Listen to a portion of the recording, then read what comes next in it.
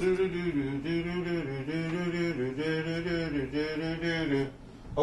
okay. Okay, okay. We are finally back in the saddle again on a Friday morning. Buongiorno, attempting to kind of make this manageable and actually give a lecture the way that they used to give them in days of yore, with organized professors, with organized PowerPoints and organized notes. All that is gone now in 2020. Now we have whatever it is. Okay, let's get up on some bullet points really quick. For those of you who were not in attendance on Tuesday, there's a couple of upcoming assignments. We started talking about newspapers and the newspaper industry, and we also started talking about the role of journalism within that industry. The role of journalism, you know, how journalism was initially like configured by the Constitution and the Founding Fathers, and the necessity for having a free press, a free autonomous press that wasn't beholden to either the government or corporate interest. This is something that they felt was like one of the primary pillars of democracy, you know, to the degree that Thomas Jefferson was quoted at one point as saying, I'd rather have I'd rather have a government with a free press. I'd rather have a free press. I can't remember what he said. You guys look it up. My journalist brain dead this morning. He's got too much going on. You know, but I'm feeling a little better. You know, although it's been like 4 days of rain. 4 days of rain, you know, it's like, I won't make the Noah's Ark jokes about, you know, how soon. Anyway, two major films that I spoke about are part of your assignment for this week. They were both, the one is called The Post. It's about the Washington Post. It was done in 2017. It was directed by Steven Spielberg. It starred Meryl Streep and Tom Hanks playing Ben Bradley and Katharine Graham, respectively. Wait, switch that.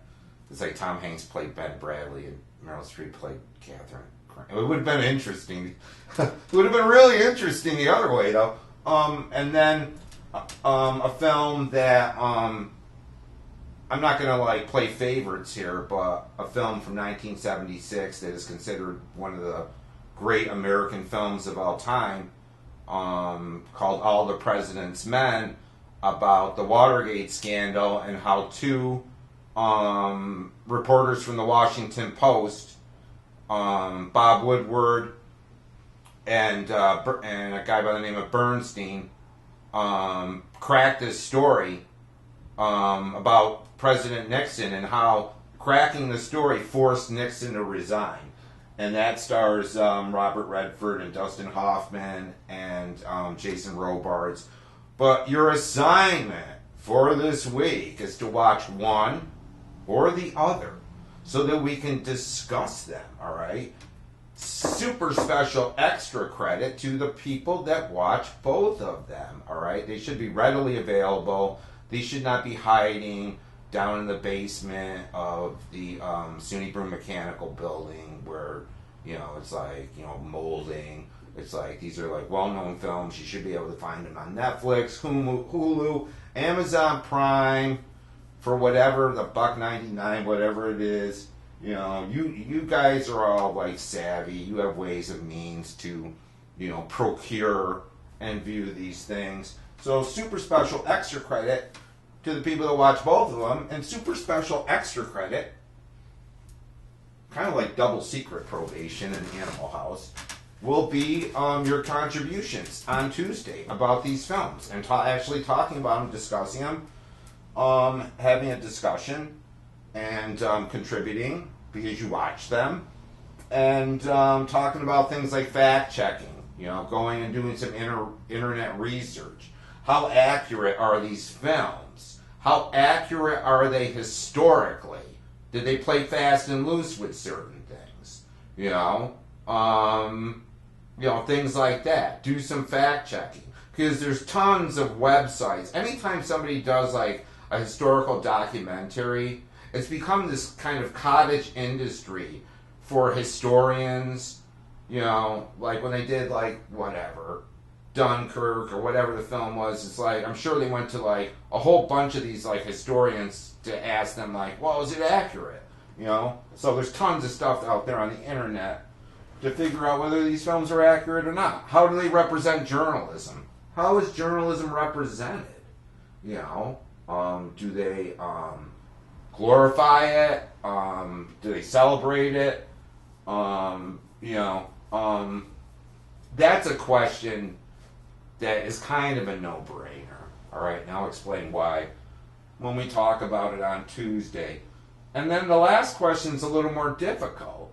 And it's a question concerning how do you think each of these situations, the Watergate break-in depicted in All the President's Men, and the leaking of the Pentagon Papers by Daniel Ellsberg during the Vietnam War, how do you think that these two events would be addressed now by the mainstream media, knowing what the mainstream media is now?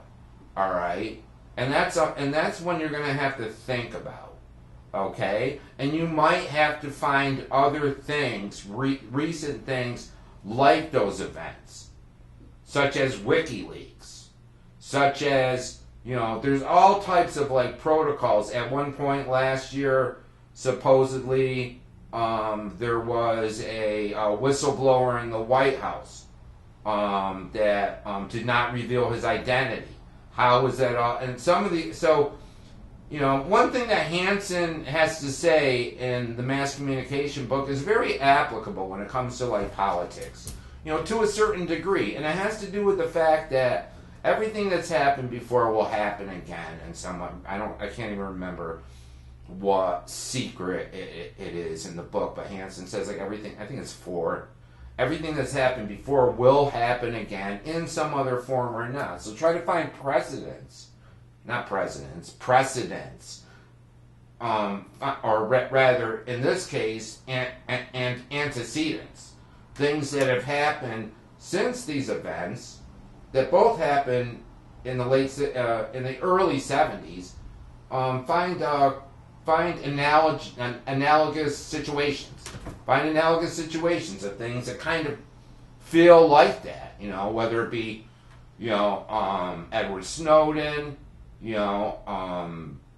and Chelsea Manning, or WikiLeaks, and there's a whole bunch of other things that kind of resemble these situations. So there's that. For this week, also, and I know it's like, I'm not slamming you with work. You're watching movies and you're on the internet. But let's read Hansen, chapter 7 on the audio industry. That should prove really interesting. We really need to talk about that. And audio and radio and all that stuff, and how it's morphed and how it's transformed and how radio competed with television. And we're going to have to talk about that today, too, when we talk about newspapers. We need to talk about, and we already kind of talked about it a little bit. Newspapers were kind of in their ascendancy right around World War II in terms of being like the thing. It was competing with radio, but it's like, at the same time, it didn't have the competition that television. Television would prove to be a far more formidable foe to newspapers because of television news. And what newspapers did to reinvent themselves and change their formats and change their focus, and how it's like how they continued to survive. And the same thing when we get into audio, we'll talk about the way that radio had to change its modus operandi, and its content to compete with television. Both this competition with and films too. The motion picture industry would be up and running before television. So television is a very, very important player in this game. All right. When we get to television, and we'll talk about how it was a game changer. So Reed Hansen, Chapter 7 for this week. Okay, I sent quiz grades back out couple days, like 2 days ago. All right. It's like, check your emails. I did them by student number so that people wouldn't know what you got. But if you weren't there to take the quiz, shame on you, first of all, because you knew you had a quiz coming. But the other thing is that in my magnanimous generosity and empathy and compassion, being the kingly dude that I am, being the good king, I am going to offer a makeup on Tuesday for anybody that couldn't show up on last Tuesday. All right? But, being a just, but also having to have some discipline, that's a one shot. I'm not doing it. It's like, if you need to do a makeup, it's Tuesday or it's no day. All right? I'm not doing it any other day. All right? It's like, is it a big deal if you didn't do the quiz? Not really. Not really. Is it going to weigh hard on your overall grade? Not really. All right? Because we're going to have 3 quizzes, and they're about 15% of the grade. All right? Will it hurt you if you blow like all 3? Yeah, it will probably hurt you. If you just blow all 3 quizzes, it may hurt you by a letter increment or a letter grade. Probably more like, if you had a B plus, you're probably looking at a B or a B minus if you blow the quizzes, and everything else checks out. So I would take the quizzes seriously, and I also know that there's nothing really to prohibit you from like just having the questions out and just boom, boom, boom, boom, boom, because I'm not there. But I would strongly suggest the golden rule of being honest, of studying for it, and then taking it. And hopefully most of you did. So we'll have the film discussion and then media scans. All right. If you're on deck this week, this is Friday. So when this goes out, probably tomorrow, it's like, you need to, there should be 2 new ones up. You guys know who you are. You need to upload to media scans. And the rest of the class, the question was asked, do you need to comment on one of your peers' media scans? Do you have to do both? If you feel chatty and you like them both, or you have something to say about both that is just, you can't restrain yourself, then you'll get extra credit. It's like, I'm always like, I'm not unaware of people. It's like, I'm not so out of it that I'm not unaware of people going the extra no, and that has to do with comments on the blog, whether you're going the extra no, or comments to your peers, or the weight of your work and the weight of your engagement when we meet on Blackboard, collaborate too. That's another part. So we got all that. And then, after next week, I want to get into Adam Schiffer's book, Evaluating Media Bias. By next Tuesday, some things will probably be weird due to this election. Our next class is going to fall on election day, which will prove interesting, which we'll need to talk about, which Bongiorno will need to, have to weigh in on in some way or another. But this book on evaluating media bias, I was saying, I think it's going to be a really, really useful tool for us to kind of wade through the wreckage of this train wreck of doing the, it's like, After this plane crash, that we are like actually calling an election, because there's a part of me that feels that it doesn't even warrant the term. All right, but after this plane crash, we're going to kind of play the role of the NTSB, of like, excavating the wreckage and finding out maybe what went wrong. And things will go wrong. Believe me, this ain't going to be no well-oiled machine. This is going to be, this ain't going to be like the Transcontinental Express. This is going to be more like the Titanic, all right? But this book is going to help us to understand it. This book is going to help us to understand it. Let's get back into what we were talking about with newspapers. We had talked about the early newspapers and their mass and how the numbers started going up. It started getting more popular, and they started dealing with other things other than agriculture and political stuff of the motherland. People started getting creative with it, all right, and more presses opened up, and more newspapers opened up. And New York City wasn't the only one, but they were certainly the epicenter of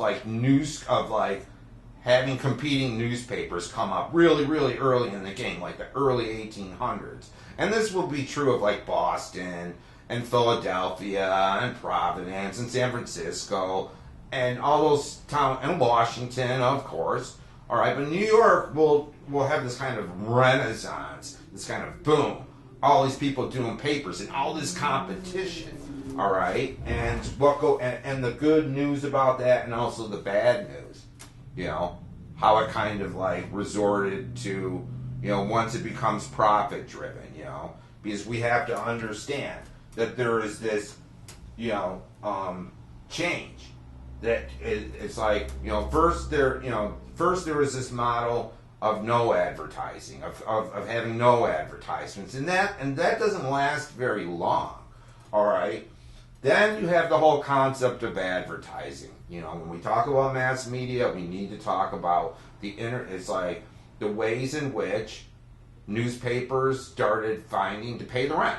All right. And there was a couple, and it might have been the snake in the Garden of Eden. Advertising might have been something, it might have been a road that we should not have went down.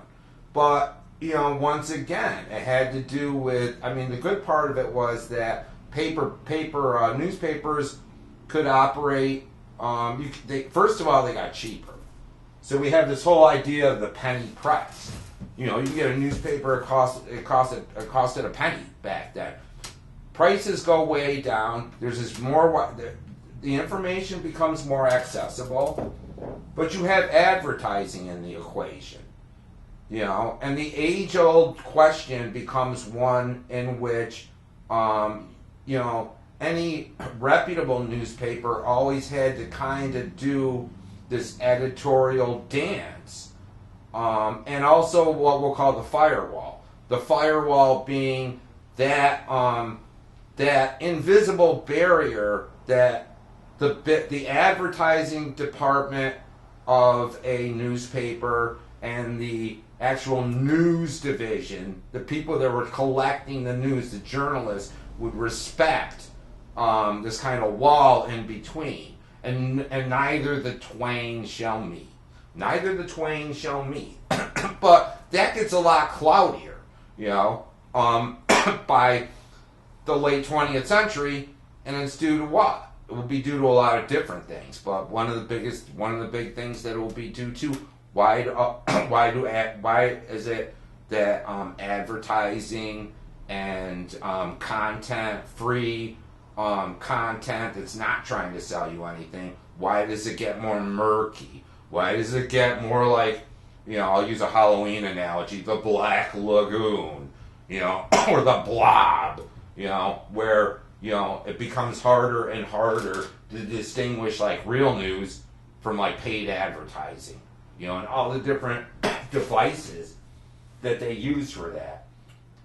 So it's, at the turn of the century, New York City provided all the ingredients necessary for a new kind of audience. and a new kind of journalism. The island city was densely populated. It was a center of culture, commerce, and politics, and especially because of the growing literacy among working people, all right? We got to remember, it's like by the 1800s, man, it's like, by the 1900s, like 90% of the population can read, and that's astonishing, you know, and that's a testament to the overall goal of this country. Excuse me. And we had waves of immigrants that came in through Ellis Island that settled in New York. New York had the most ethnically diverse population, probably in the world, and still does. You know, it's like some of you New Yorkers, you know, some of you downstaters, if you don't know, Queens, the borough of Queens, or Queens County, is the most ethnically, even nowadays, it's the most ethnically diverse county in the United States. I used to live in Queens, and I'll tell you, it was like, that was very, very true.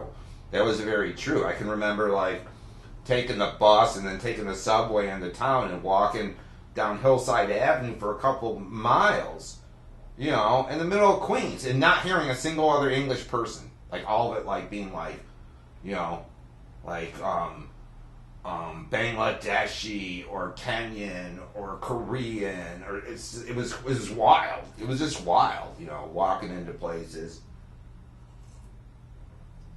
And I would have my special places, and I would learn like enough. I don't want to get into this, but I would learn how to say like, "How are you?" and like whatever the language is, or you know, thank you, you know, because you know, Bongiorno builds rapport with people. He doesn't just like, you know, that's what he does. Two of the major newspapers by the early 1800s, Benjamin Day's New York Sun was the first of the penny presses, first one to cost a penny.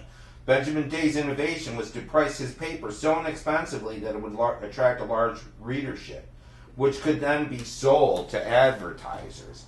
We have to understand the dynamic of profit-driven media. All right, because there's several different models. All right, it's like they're selling the paper to. Okay, so let's like break it down. Okay, whether it be a television series or rather a television network, whether it be a radio channel, a radio network, whether it be a newspaper or a publishing company. You know, not as much with publishing. All right, because not as many advertisements. All right. Is there advertisements in books? There always has been, and there has always been, and we talked about that with books. All right. But the dynamic is this: they're selling it to you. They're selling the newspaper to you, and building numbers and selling it. All right. But they're selling.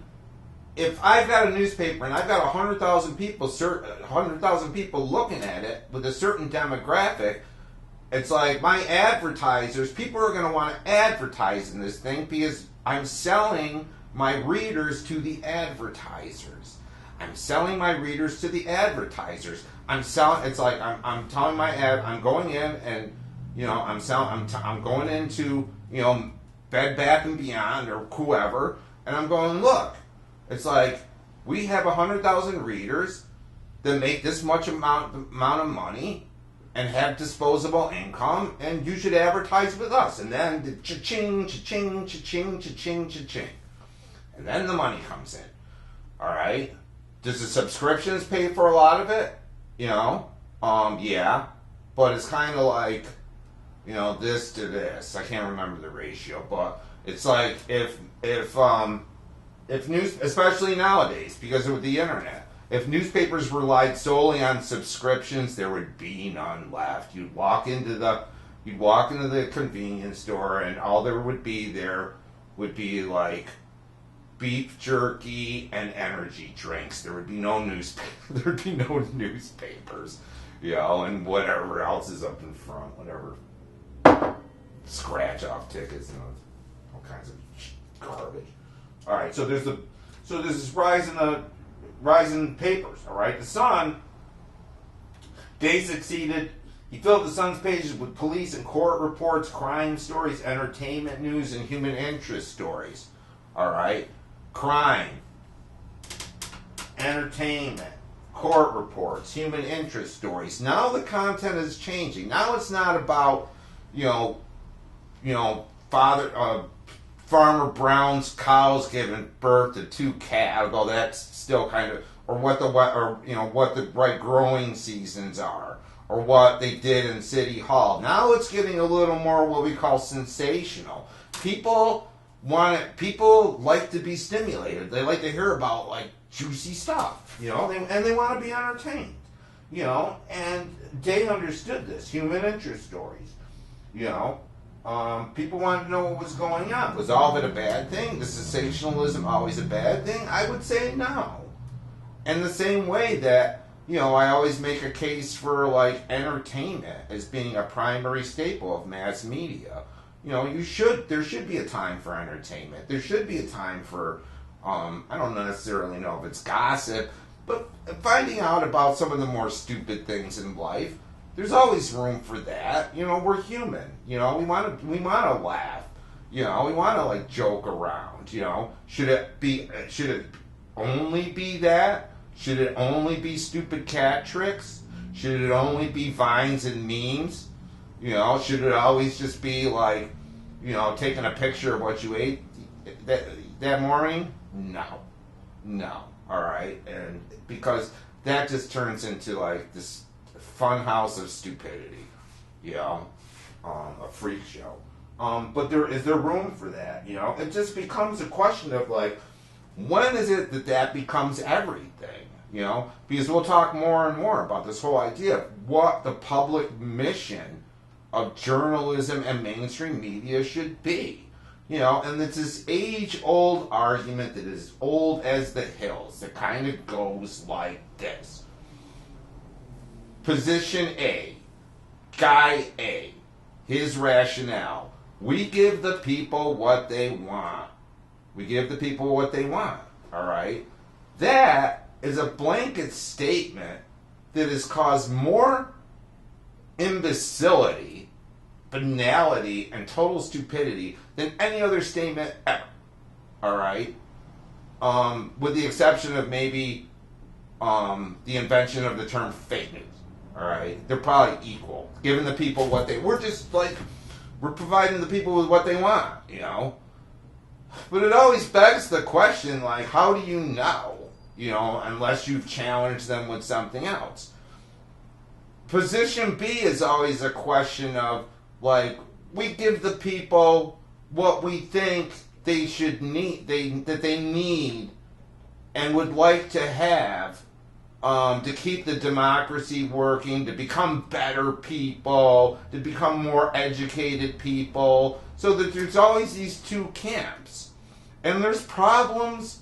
There's ethical and ideological problems with best camps, because position A can always kind of like use like we're just giving the people what they want as a way of just like doing stupid shit all the time, and being like, well, it's what people want, as opposed to position B where, we're trying some different things, because position B's ethical problem is that there's a kind of elitism to the idea that, well, we are the educated class with master's degrees and graduate school, and we are, and we kind of know through research what people, it's like we've deemed these values to be self-evident, that we should give people Shakespeare, even if they don't want it, because Shakespeare is great.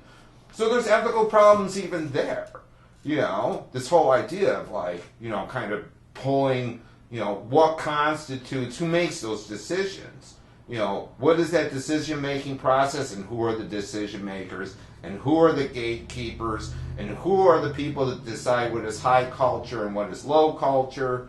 And it's always this kind of balance, this balancing act, that the culture plays. Sometimes it goes a little too much to side A, sometimes a little too much to side B, but more often to side A.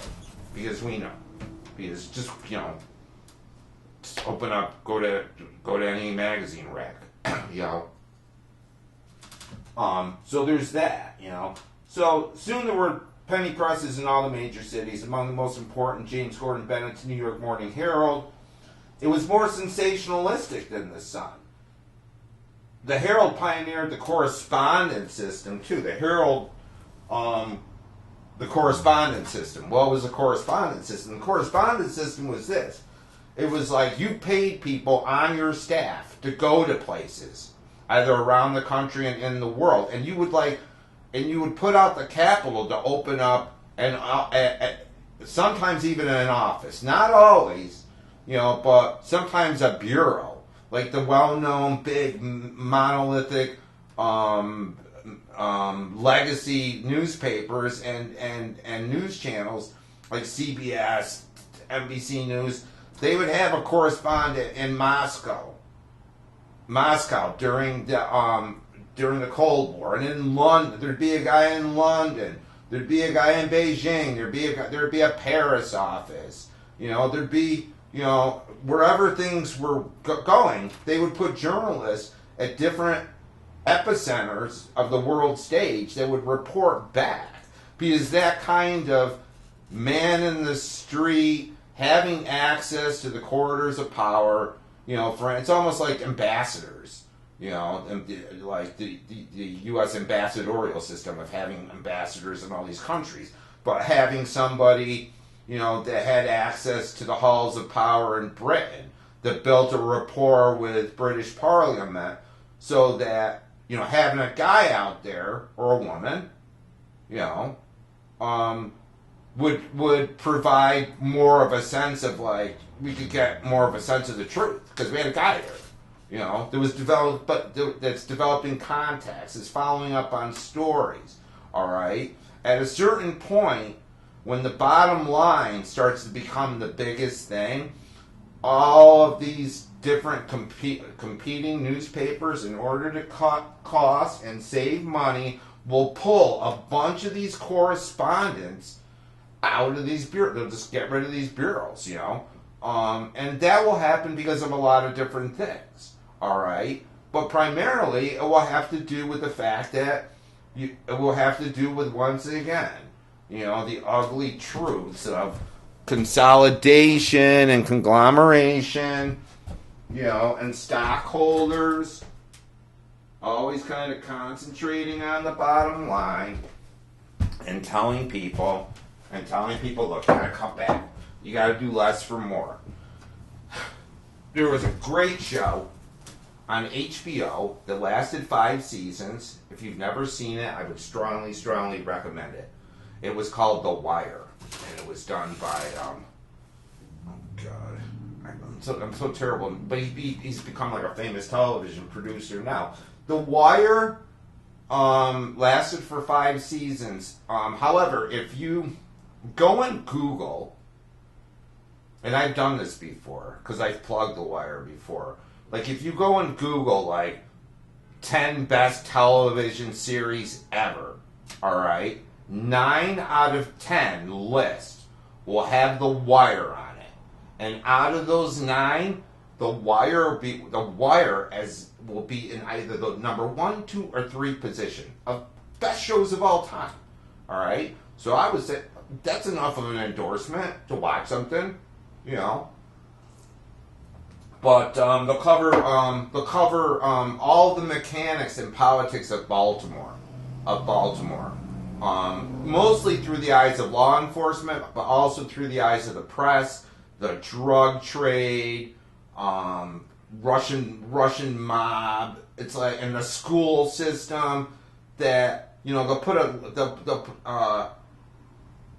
Dave Simon, I think is his name. Dave Simon will be the head writer, and he'll put a lens. He'll start to look at cities, modern cities. And take Baltimore as the example and look at it through the lens of all these different characters and the way the whole thing kind of holds together and falls apart, And in the season that's kind of about journalism, he'll attack everything from like corrupt journalists that are making stuff up in order to get career favors, to firing all the layoffs that happened in the early 2000s due to conglomeration, right? People just like laid off, you know. And this will happen in every industry, but the news industry will get hit hard. And it will get hit hard even before the internet is really a thing. Will it get hit harder because of the internet? Absolutely. But will this kind of like shrinking, and we'll talk to Keith Kelly about it. We'll talk to him about that. That will be a salient topic of interest, you know. So there were correspondents, and they filled their stories by means of the telegraph, invented in 1844. Remember, it's like, you know, we talk about the telegraph. Now we have a wire service. We'll talk about how newspapers will pull their resources together, and I'll share, and this whole idea of sharing a wire service, all right, because it's economical, all right, and it's not necessarily a bad thing. We'll talk about that, all right. So, people typically exclude it from so, you know, there wouldn't just be these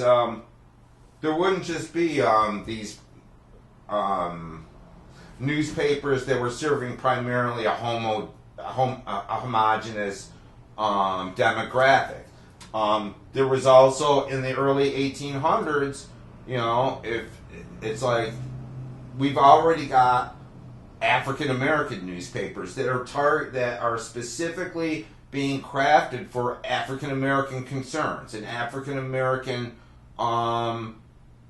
issues. All right. Remember, 1827. All right, Frederick Douglass, you know, famous African American, becomes the publisher of this newspaper called Freedom's Journal. All right.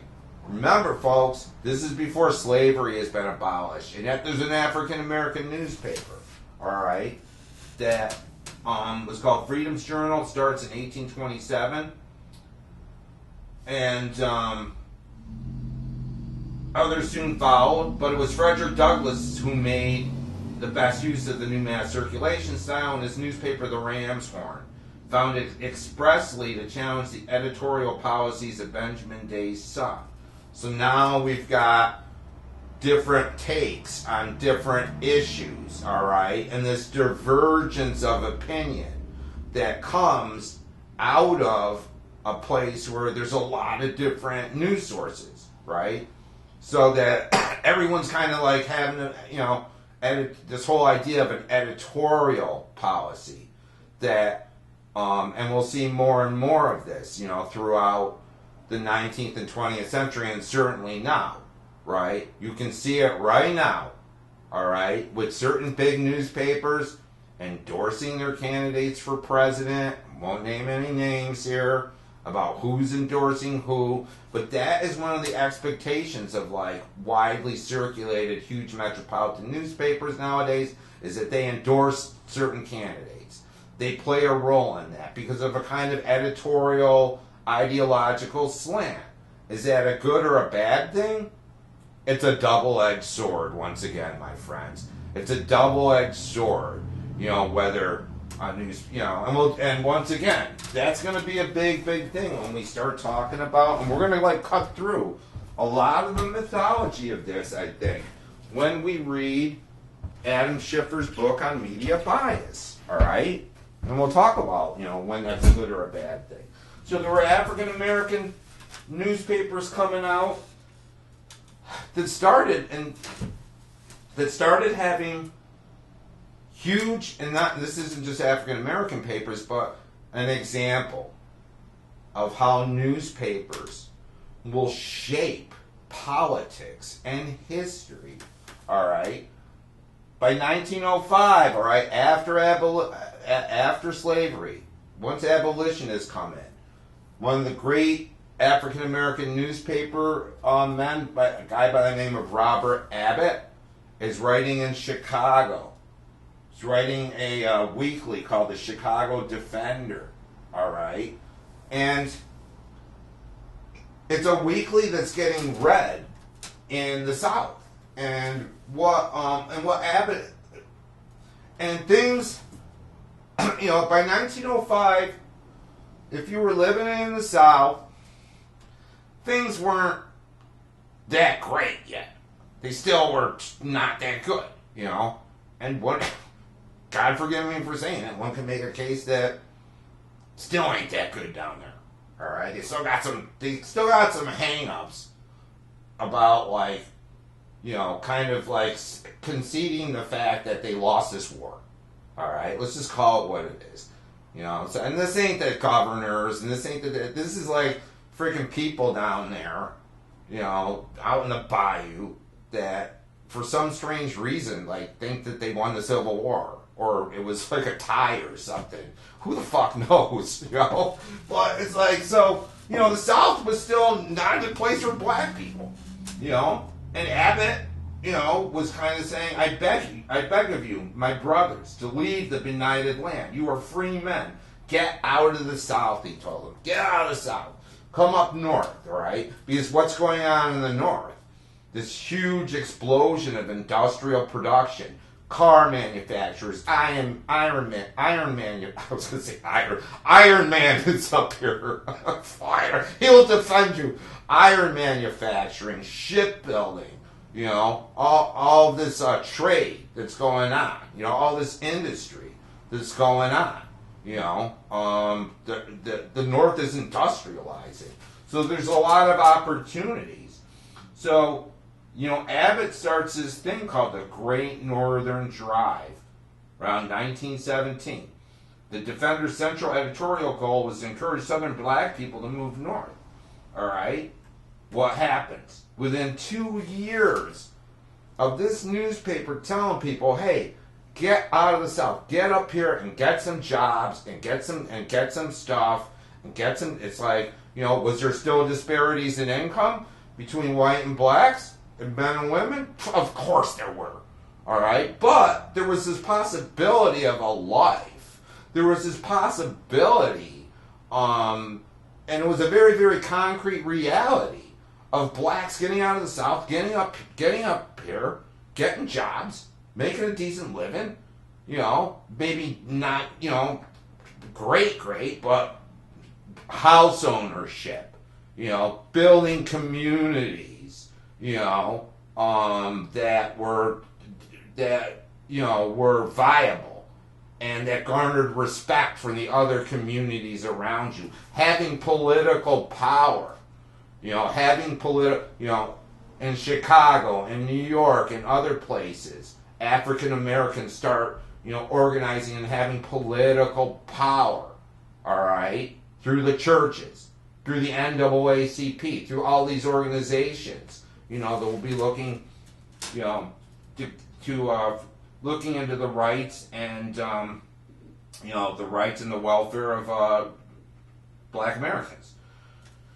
So there's all of that. There's also, believe it or not, this long tradition of Native American newspapers. Native American newspapers, they were a big thing as early as 1828. All right, and remember, it's by this time, 1828, it's there's a lot of problems. There's a lot of Indians living on reservations. There's still all kinds of confrontations between Native Americans, indigenous peoples, and white people that will manifest themselves throughout that whole time, and involve massacres. Let's call it what it is. All right, and yet, there are Native American newspapers talking to Native American rights.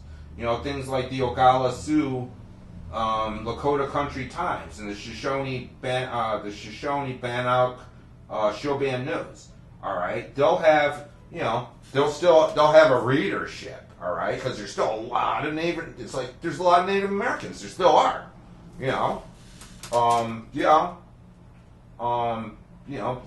Let's not go to where we can go about their position in our society at this point.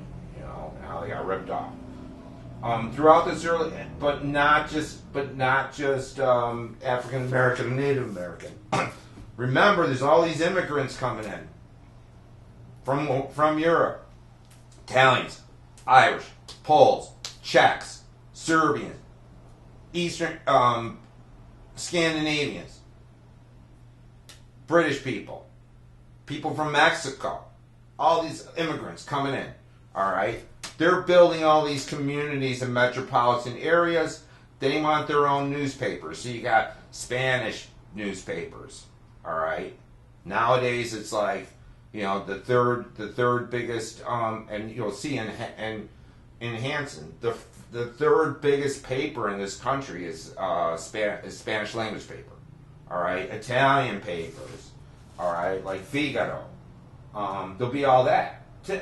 All right, Scandinavian, Spanish, Polish, German, 800 foreign language newspapers by 1880. 800 in the country. The first wire services start around 1848.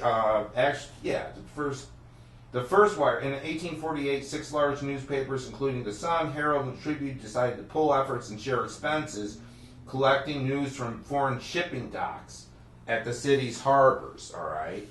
After determining rules of membership and other organizational issues. In 1856, the paper established the first news gathering and distribution organization, the New York Associated Press. Still around, folks. Still around. Other domestic wire services, originally named for their reliance on the telegraph, followed. The AP, or the Associated Press, in 1900, the United Press in 1907, and the International News Service in 1909. What's a wire service do for you? How is it a boon for newspapers? All right. The wire service is doing what? Reporting from all these other countries via telegraph. All right. It's kind of like what cable became, for a lot of local news companies. All right. For instance, like if you're a CBS affiliate or a Fox affiliate, you'll get all this access to all this content from the mothership, the mother network. All right. It used to be that way when I used to work for news for a CBS affiliate. We would pay the subscription. CBS would give us free. But then we would pay for like a CNN news feed, and we'd get all their news, all right? So kind of the same thing is happening here. We're getting world news through a service, all right?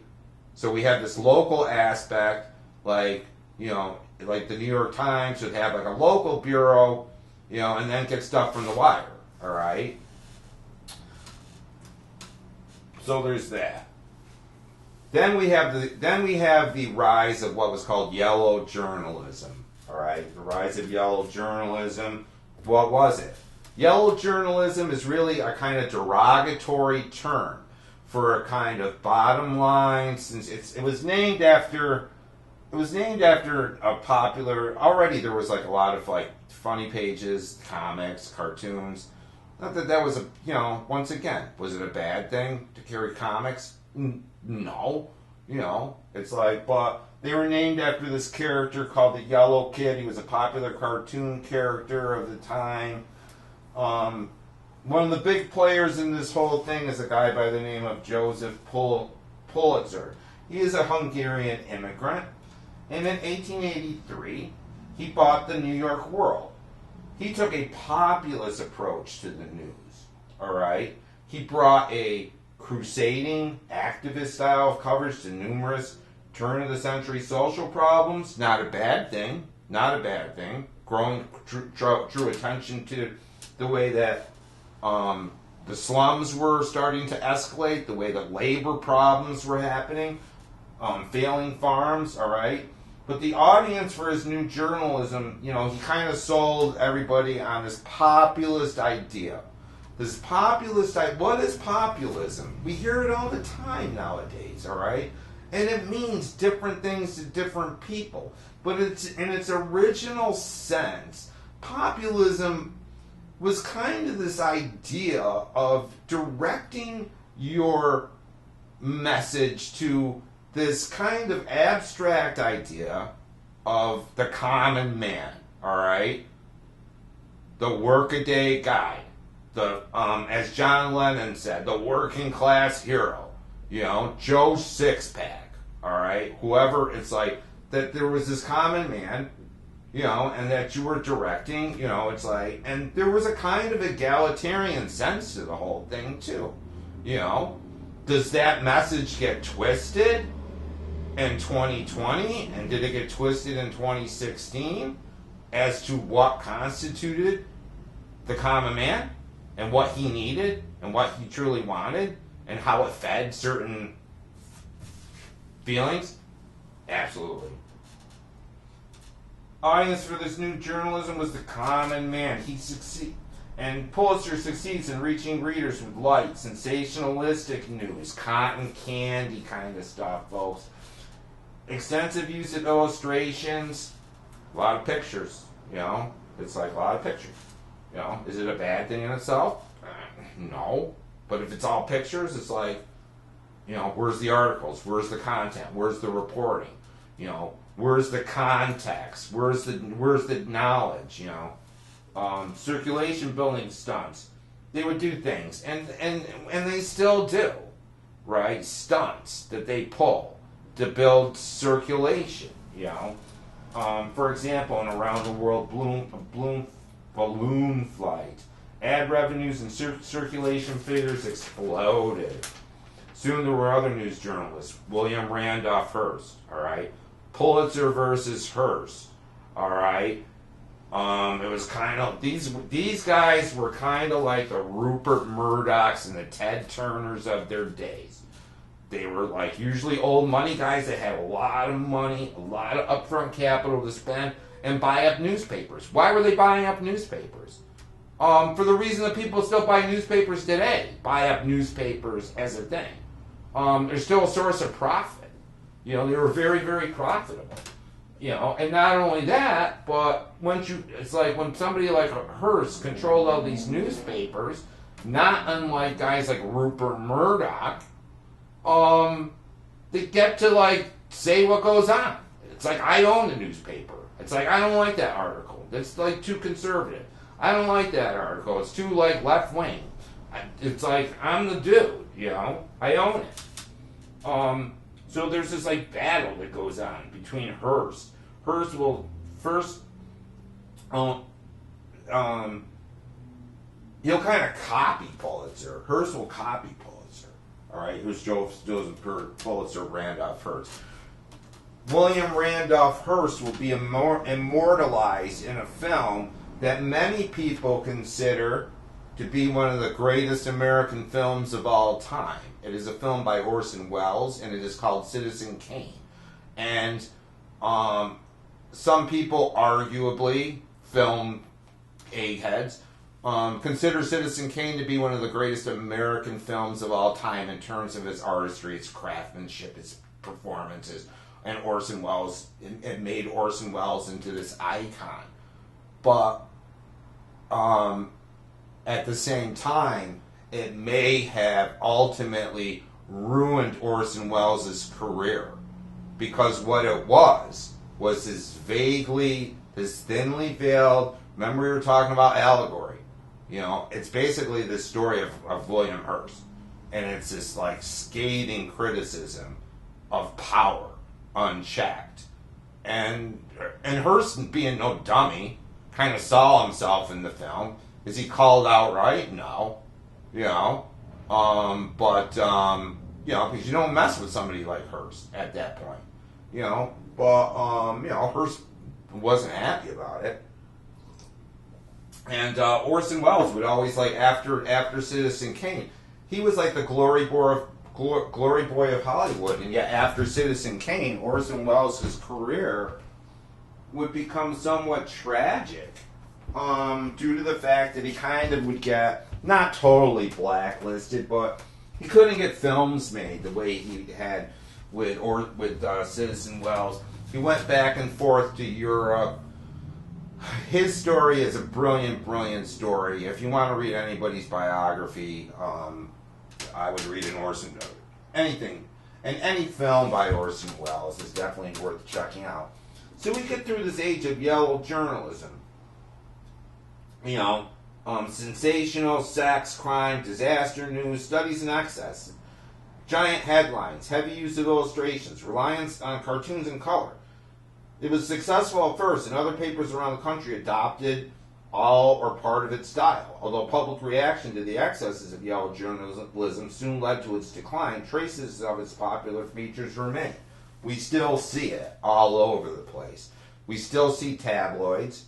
You know, we still see papers. You know, this was from this. This slide was from a few years ago. But it kind of shows, like, and once again, it kind of plays into Hanson's idea that the more things change, the more things stay the same. You know, we've got the world up here, main explosion caused by bomb, or it was always about things blowing up. You know, and it still has become this cliche of news that if it bleeds, it leads, right? Your front page is usually, you know, has that changed a little bit now? Yes, but, you know, it's still like a question of, you go to a newsstand, you know, more often than not, you know, someone should do a project of just analyzing, like, headlines of papers. That's more of a thing for, like, my mass media research class, to, like, do content analysis of, like, what, like, take, like, something like the Press and some bulletin headlines versus maybe like the New York Daily News or the New York Post or the Washington Times, see what each is concerned with. All right? But there's something very, very significant that happens around 1923. And it's called the American Society of Newspaper Editors, all right? Because they feel the need, there's still this lingering idea of like what the mission statement is of newspapers and what constitutes journalistic integrity, right? There's this like, you know, they're kind of clean. It's kind of like draining the swamp. I hate to use the term, but they wanted to drain the swamp because things had just gotten out of control, you know. And it was just like, and it was just kind of, and it was just so garish that there were people that these old school journalists that kind of got together and said, listen, this thing is kind of like, we need to like come up with, we need to police ourselves, all right? Because the free market isn't. We need to like you know, we have to have standards that people are going to continue to respect us. You know, so they come up with this canons of journalism and statement of principles in an effort to restore order and respectability after the Yellow Era. The opening sentence of the canons was, the right of a newspaper to attract and hold readers is restricted by nothing but consideration of public welfare. Right? So they're kind of moving the mission statement back to this idea that, you know, the Founding Fathers initially kind of formulated for a free press, and it was about your welfare. It was about the welfare of the public. You know, whether it be, you know, a question of, you know, keeping power in check or letting you know, the things that you needed to know to survive.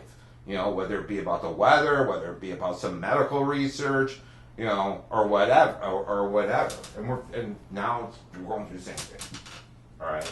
So newspapers and their audiences. How have things changed? Okay. Let's look at some of the demographics. All right. From 1910. Okay. So from 1910 through to World War II. Daily newspaper subscriptions double and ad revenue triples, all right? That's between 1910 and World War II, all right? 1910, there's 2,600 American newspapers, more than any time before or since, all right? 1910, 110 years ago, there were more newspapers in this country than there are now. Very, very significant. All right, 1923, we talked about this. American Society started to clean up their own act, felt the need, decline in numbers. Then comes the decline. Americans today still buy about 46 million papers a day, but that's down from 62.1 million in 1970. decline in it's like we've seen a marked decline. What we've seen is there was initial decline with the rise of the internet, but by the 2000s, newspapers were struggling really hard to figure out how they could stay alive. And what happened was that a lot of newspapers just closed. They couldn't compete with the internet, but the ones that stayed robust, and we got to point out that one of the areas of newspapers that seemed to be very, very resilient to this was local newspapers.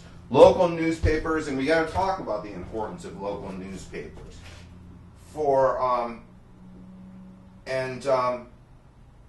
local newspapers had a tendency to continue to survive. At least one newspaper in most rural areas or small cities has still survived, merely due to the fact that people it's like need to and want and feel the need to know what's going on in their communities. You can't just rely on the New York Times to tell you what's happening on Court Street. You can't rely on CBS Evening News with whoever to tell you what went on at the Village of Endicott board meeting. People want that stuff. They need that stuff. They need that kind of stuff to even function as a society. You need a local news outlet. More often than not, it is better to have a couple. In this town, for a long period of time, and even when I was growing up, there was a couple, all right, that competed. All right, there was the evening press at night, and there was the Sun Bulletin in the morning. Two separate newspapers that later merged and became one. Is that a good thing? Never. It's never a good thing. It's never a good thing for democracy. It's never a good thing for the consumer, even on the level of consumer protection. You want to have a couple newspapers in town. But if the best you got is a local newspaper, so be it. Better than having no newspaper at all. So that newspapers will start to flourish in other for instance, one of the biggest newspapers in the country is the Long Island newspaper. Because there's a huge population in Long Island, all right, that's not as concerned about Manhattan and the five borough politics, more concerned about Long Island, all right. So that there's always up in Orange County, there's there's other newspapers. So newspapers, 49% of adults. Large numbers of daily and weekly newspapers have either closed shop or gone totally web-based, all right? They went totally web-based, and then herein lied the problem. All right, now you're on the internet. How do you play this out? How do you deal with advertisers? How do you deal with, do you give it to your subscribers for free? Because what we'll see is that newspapers on the internet will not be the same thing as newspapers in print, because it'll be the kind of things that newspapers always kind of banked on as part of their income would go to other places, all right? For instance, classified ads. Classified ads were the sole purview of newspapers. There would be an entire department to put in classified ads. Whether you were looking for work or whether you were an employer and you put the job in there, whether you were selling a car or whether you were selling any kind of piece of property, there was no Craigslist, folks. There was no Craigslist. There was no eBay. There was no Facebook thing. All right. There was no recommender for whatever. All right. It was all the paper. Paper dealt with classified ads. So they took a huge hit with that. They took a huge hit with that kind of revenue. All right. And they had to find ways of changing the revenue stream. And one of the ways, and one of the common models, and you still see it a lot, is subscriptions. Like they give you like there's this kind of model, and I can't even remember what it's called, but there's like a firewall where, for instance, you get for like the Press and Sun Bulletin. I don't know how this works out, but you get maybe like 6 articles for free. And then, they'll know from your ISP that you read your 6 articles. And it's a way of kind of keeping you in the game and enticing you into subscribing. Because then they'll be like, oh, okay, your 6 are done, now you gotta subscribe.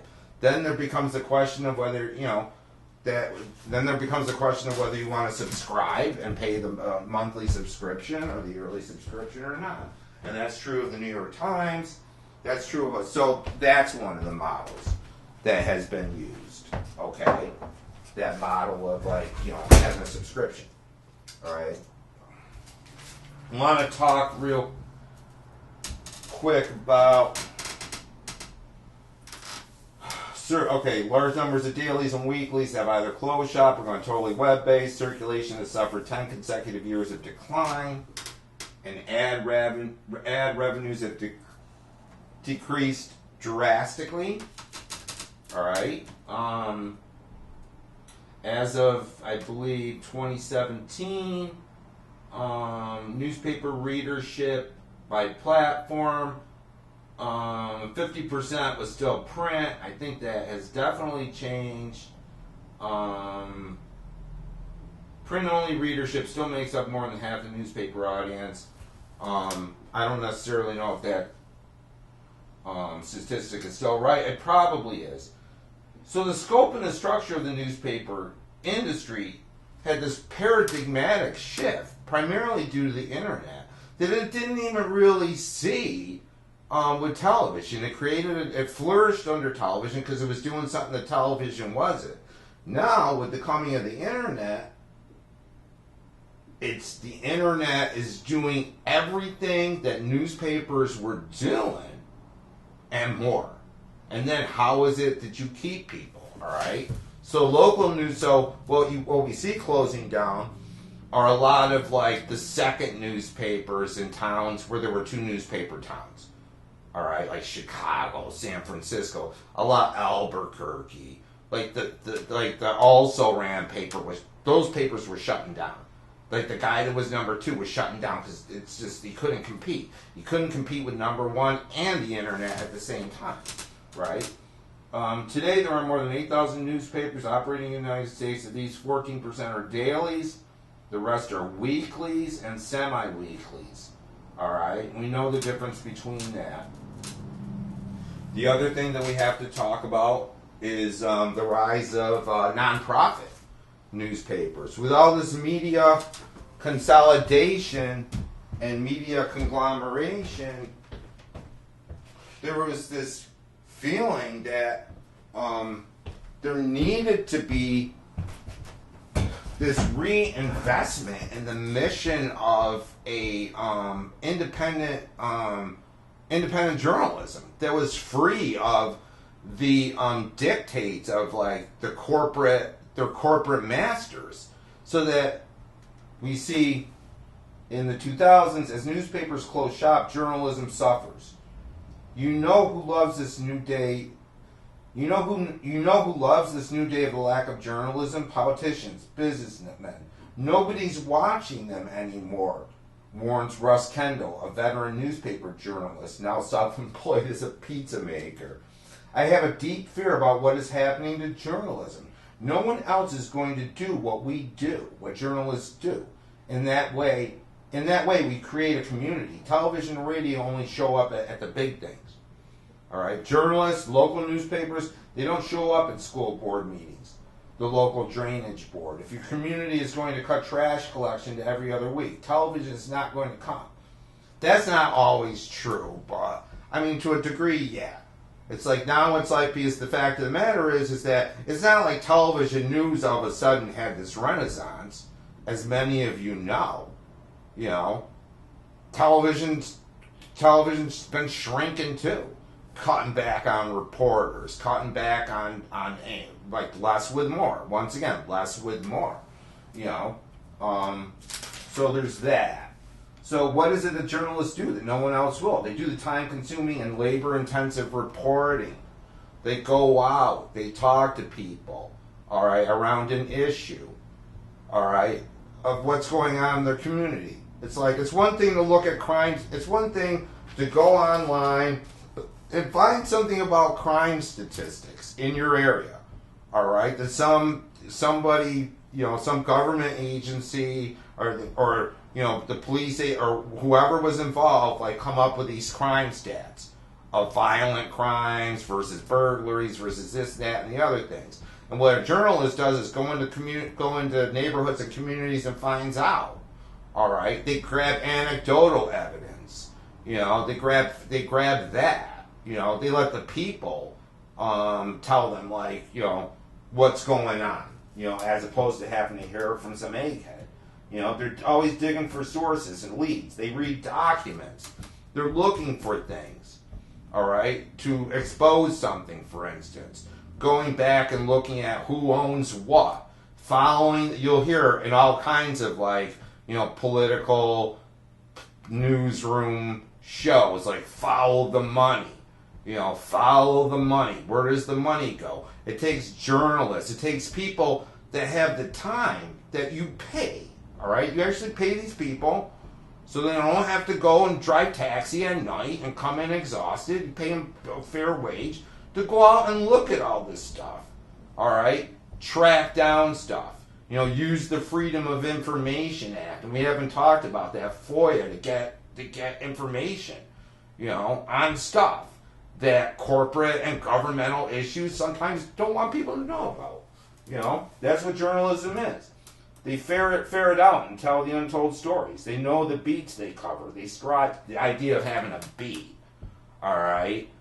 For instance, like, a newspaper having a guy that knows the police, that does the police beat. This is a common motif in, like, 70s and 80s television, right? The beat reporter. And what does a beat reporter do? He specializes in a certain aspect of what is going on in town, whether it be local politics, whether it be the crime, whether it be, like, talking to the Chamber of Commerce. And then when you have a beat, you start to develop relationships. All right? You start to develop confidence and confidants, people that will tell you stuff on the police bureau. All right? And that you build these, like, relationships with people to get information. All right? And sometimes that information can only come from developing relationships with people. All right? For developing, like, relationships with informants. Developing relationships. And this isn't always about, like, just developing relationships with politicians and cops. It's about developing relationships with whistleblowers, all right? Developing relationships with people with a vested interest in exposing certain things and having the facts, all right? You'll see that. You'll see those kind of relationships build in both the Post movie and in All the President's Men. That it will involve building relationships with people in order to get the news, right? Those kind of things take time. And they take money sometimes. Let's just kind of wrap it up. I know I'm kind of jumping all over the place, but there's a lot, it's like we could do a whole course just on newspapers. Easy. Where they've gone, where they are, content analysis, all that, all right? Here's a poll of, like, why people reasons that people find for subscribing to a local newspaper. Almost 50% say they prescribe for local news. You want to find out what's going on in your community, to have a vested interest. It's like, you might like have all these highfalutin ideas about what's going on in Kazakhstan, what's going on in Washington, what's going on here. But, it's like, it's like you need to kind of, it's kind of like your civic duty to kind of know what's going. It's like, when all of a sudden, like, they stop picking up the trash, and you're putting the trash out on Monday. It's always good to know that at the town board meeting, they decided to stop collecting trash every other week. You might have a say in that, and you might want to go down and say, hey, that's not right. Take some of that money that you're using, the line so-and-so's pocket, and bump his salary, whatever you did, and take that money and put it back, because we can't have garbage sitting here for 2 weeks. That's the kind of stuff. National and 7%, they just do it out of habit. I don't even know what that is. 21% do it for the coupons. They're still, God love them. God love them. There's old babushkas, it's mostly like older ladies cutting those coupons. I'm drawing a very, very ugly prejudice there. It's not just old ladies cutting coupons, all right? It's old men, too. It's old men, too. It's mostly the elderly is like obituaries, 3%. That's an old person thing, too. I used to have an uncle, man. It's like, I had an uncle. He was like the town crier for who died that week. I'd go over to his house. He's like, so did you hear who died this week? It's like the press didn't really need, the press really didn't need an obituary. They had my Uncle Gasper going around and telling everybody who died, right? Columnists. That's we'll talk, local columnists were a big thing, and we had a couple really good ones in this town for a long time. I can't really talk about it right now, but there were guys like a guy by the name of Dave Rossi for the press that was probably as good. He was writing local editorials that were probably at least as good as a lot of the stuff that was showing up in the Nationals. He developed, he won awards, and there was like another guy, and over the years of living in this town and being in news, I got to know some of these guys.